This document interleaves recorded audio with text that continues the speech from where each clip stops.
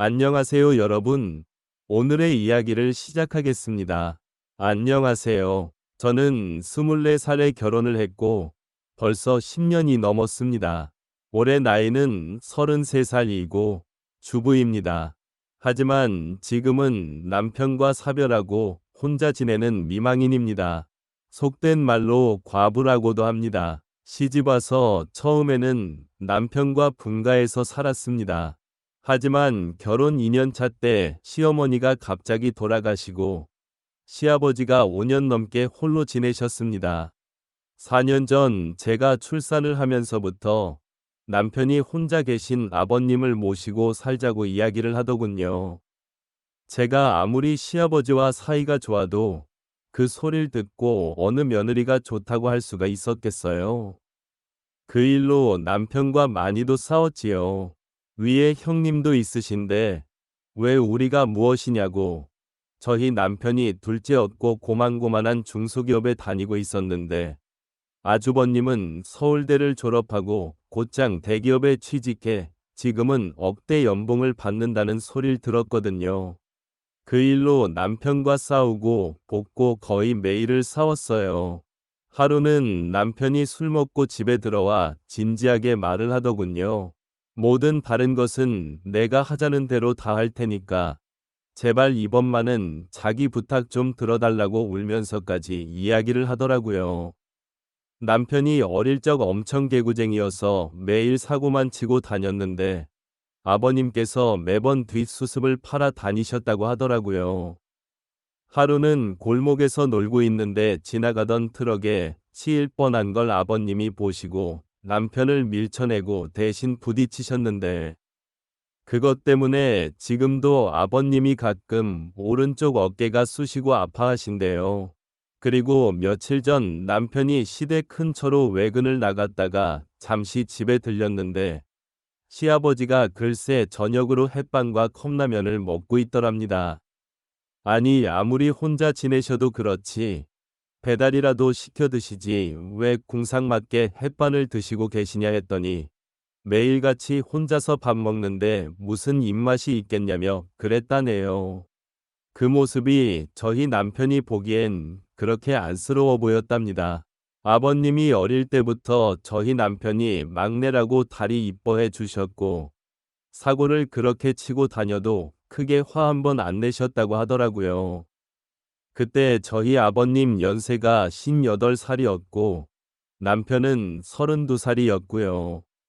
아버님의 직업은 오래된 주택을 사들여서 리모델링을 해서 되팔거나 허물고 원룸 건물이나 일반 주택 등 지어서 파는 일을 하시는데 결혼을 10년 넘게 막노동을 하시며 가족들 먹여 살리느라 고생하시다가 지인분이 돈을 투자해 주셔서 본인이 직접 집 짓는 일을 시작하게 된 일서부터 그때부터 돈을 조금씩 모으기 시작했다고 하더라고요.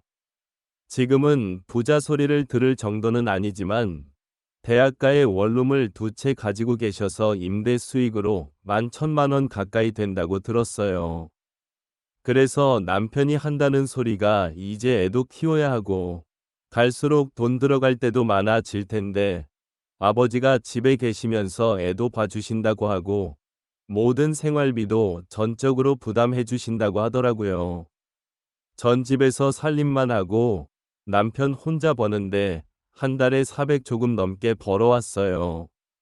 각종 보험에 공과금 아파트에 출이자 및 원금 상환까지 남편 월급만으론 생활이 빠듯한 상황에 애까지 태어났으니 돈 이야기를 듣고 나니 속물처럼 보이시겠지만 남편의 제안이 솔깃해지더군요. 결국 3년 전부터 시댁에 들어가 시아버지 저희 부부 그리고 태어난 지 돌 지난 아들을 데리고 네 식구가 같이 살게 되었죠. 시댁에 들어와 2년 정도 정부치며 한 집에서 살다 보니 끈끈한 가족의 같은 것도 생겨난 것 같고 주방에서 설거지를 하고 있으면 아버님이 다가와서 우리 며느리 고생한다며 어깨를 주물러 주시기도 하고 우리 며느리 오늘따라 너무 이쁘게 차려 입었네라고 외모 칭찬을 해주실 만큼 시아버지와 격없이 지내는 사이가 되었죠. 시아버지와 며느리 사이가 너무 격이 없는 건 아닌가 하는 생각도 잠시 있었지만, 어쨌든 며느리에 대한 시아버지의 사랑 표현이라고 생각하고, 평소 자상하시고 개방적이신 시아버지의 시기에 대수롭지 않게 여겼습니다. 그런데 문제는 남편이 평소 술, 담배를 너무 좋아하고 소변이 자주 마렵다고 해서 건강검진을 받게 했는데 결과는 충격적이었습니다. 고혈압에 당뇨까지 있었습니다. 너무 무리하면 뇌출혈로 이어져 그 자리에서 사망을 할 수도 있다는 소리를 들었거든요. 평소 성격이 예민하던 남편은 매일 집에 와서 하는 말, 누구 때문에 너무 힘들다, 회사 일로 스트레스 받는다, 머리 아프다. 저는 남편에게 지금 다니는 회사 당장 그만둘 것을 권유했지만 남편은 당장은 안 되고 당분간만 기다려달라고 합니다. 할 수 없이 저는 남편에게 너무 무리하지 마, 힘들면 언제든지 말해. 말없이 고개만 끄덕이고 집을 나서는 남편의 뒷모습이 마지막으로 보는 생전에 남편인 줄 꿈에도 몰랐어요. 그날 오전쯤 병원에 전화가 왔어요. 남편이 사망했다고. 그 말을 듣고 장난전화 읽어야 하며 몇 초간 멍 들이다가 아닐 거라 믿으며 병원을 부랴부랴 달려갔는데 참 망한 게 맞더군요. 의사 선생님이 남편이 뇌출혈로 그 자리에서 쓰러졌다고 합니다. 회사 직원들이 뒤늦게 발견하고 급히 병원에 송치됐지만 이미 사망한 후였답니다. 그때 심정은 말로 다 못할 정도로 괴로웠고 얼마나 많이 울었는지 숨이 턱턱 막혀왔습니다. 남편과 사별한 충격에 몇 달 동안 식음을 전폐하고 다시 피하며 지냈었는데 그때마다 시아버지가 제 옆으로 다가와 저를 위로합니다. 우리 며느리 괜찮냐, 아픈 데는 없냐? 아무리 힘들어도 나쁜 마음 가지지 말았으면 한다. 그리고 아직 한창 라인이 언제든지 새 출발해도 된다. 혹시라도 남자 만나 재혼하게 되면 혼수 비용은 시아버지가 다 해주겠다. 그 소리를 듣고 남편이 죽은 지 얼마나 되었다고 며느리를 집에서 내보내려고 하시는 거냐며 언제든지 나가라, 붙잡지 않으마 란 소리가 그때는 왜 그렇게 섭섭하고 서럽게 들리던지 시아버지를 부여잡고 엉엉 울었어요.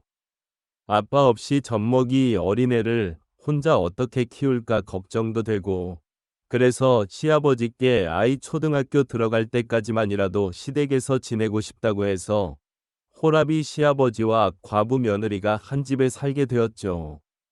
마트에 장 보러 갈 때도 아버님과 함께 다니고 애떼어 문에 밖에 함부로 나다닐 수 없으니 신작 영화가 나올 때마다 아버님과 아이프티브로 다운받아 함께 보고, 또 아버님께서 집에서 음식 만들어 먹는 걸 좋아하시는데 제가 먹고 싶다는 음식들도 손수 만들어 먹기도 했습니다.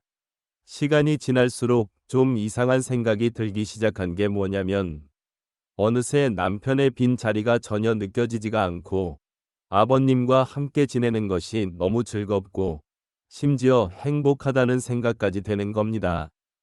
그리고 저는 시아버지를 점점 더 의지하게 되었고요. 호랍이 시아버지와 과부 며느리가 한 집에서 서로 의지하며 지내다 보니 남녀로서의 선을 조금씩 넘게 되었어요. 얼마 전 시아버지가 심한 감기 몸살이 걸려 이틀 동안을 꼬박 몸져 누워만 계셔서 옆에서 제가 병 간호를 해드렸는데 아버님이 그 모습을 보고 감동을 받았다면서 수백만 원 하는 명품 백을 선물로 주시더라고요. 그때부터였던 것 같아요. 아버님이 제게 조심스럽게 고백을 했습니다. 저를 처음 본 순간부터 너무 사랑스럽고 이뻤다고, 제가 자꾸 여자로 보여서 너무 참기 힘들다고 하시는데 그날 맥주 한잔하며 이런저런 대화를 나누다가 홀로 계신 시아버지가 갑자기 불쌍하다는 생각이 들더라고요. 분위기 탓이었을까요? 원격결에 아버님과 넘지 말아야 할 선을 넘어버렸어요. 처음에는 무섭고 제 자신이 너무 한심스럽고 미워서 많이도 울었습니다. 솔직히 어떻게 살아가야 하나 앞이 깜깜했거든요. 그런데 요새는 부부인 양 서로가 서로를 의식하지 않으면서 자연스럽게 연인처럼 지내고 있습니다. 마치 신혼 때 같단 생각이 들 정도예요. 한편으론 잘못된 관계를 어떻게 끝내야 하는 건지 고민도 됩니다. 어떻게 하면 좋을까요? 이야기를 끝까지 들어주셔서 감사합니다. 좋아요와 구독 부탁드립니다. 구독 부탁드립니다.